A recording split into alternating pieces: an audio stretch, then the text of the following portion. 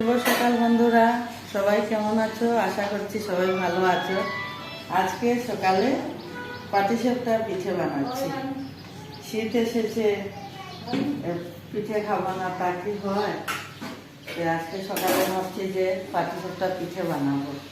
তাই এখানে ব্যাটার গুলে নিয়েছি আর নারকেল দিয়ে পাটিসাপটা পিঠে। দেখো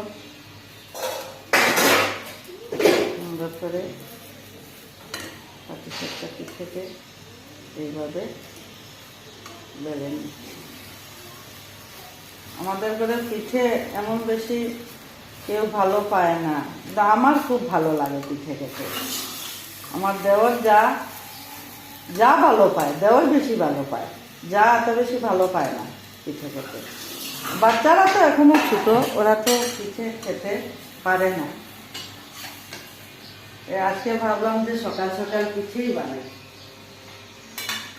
সকালবেলা পিঠে খেতে শীতের সময় স্পেশালি খুব ভালো লাগে খেতে।